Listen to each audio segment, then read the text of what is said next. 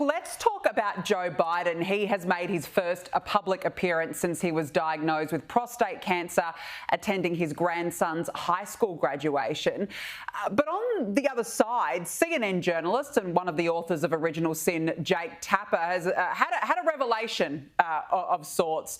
Now, he is claiming that politicians lie. Well, who would have thought? Have a listen to this. And I think that we need to be skeptical of everything that we are told by people in power. And I mean, that obviously should be the mantra of being a journalist to begin with. If your mother tells you she loves you, get a second source. Right. But we just need to remember that, like, politicians lie, White Houses lie, power is an aphrodisiac. And we just need to all remember that. Honestly, Kristen, I just think this guy is like a used car salesman. This book tour becomes farcical and more farcical as he goes along waffling on about all things. And now he's saying politicians lie. I mean, what's the next excuse?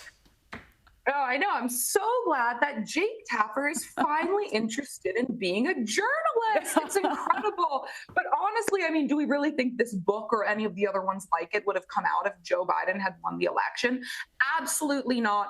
As I wrote about in my Sky News column this week, the media, most of the media, the ones who aren't writing books, they're busying themselves in the U.S. right now, writing all these stories about rapper P. Diddy's legal problems and, you know, all these other things that just don't matter to Americans, like Bill Belichick, this football coach's girlfriend. They are completely ignoring what's in front of their faces with Joe Biden, which is, I believe, one of the biggest scandals in American political history, which is that there is a real chance, not for sure, but a chance that the president of the United States, the former one, Joe Biden, actually had cancer in office and was not disclosing that to the American people. Perhaps that it was covered up by his wife, Jill Biden, his doctors, and his handlers.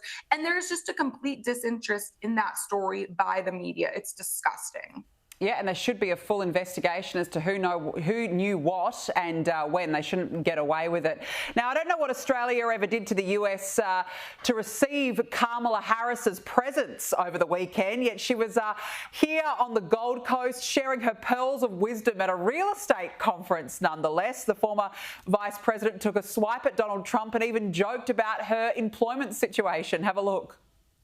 As I said, I think your best work is ahead of you for sure, 100%. I am unemployed right now. Kristen, firstly, I'm surprised we even got her down under for a real estate conference. I'm not sure what her expertise is in real estate and property, but apparently. But, you know, another word salad. That's right. Yeah, I am also shocked that she was invited to speak at this conference. She is literally an expert in nothing. The only reason she became the vice president is because Joe Biden boxed himself in by stating on the campaign trail that he wanted a black female as his running mate, and that limited his choices dramatically. She is the classic DEI failure. But yeah, we all in America, we realize at this point that she speaks in word salad. She says a whole bunch of long-sounding words that mean absolutely nothing. And she is just so embarrassing and so boring to listen to, actually. So I apologize that you had to deal with her in your country for that trip. As I said, I don't know what we did to the US to deserve Kamala Harris down here in Australia, but there you go. Kristen Tate, it's been nice to catch up with you. Thanks so much for joining me on the show this evening. Thank you so much for having me.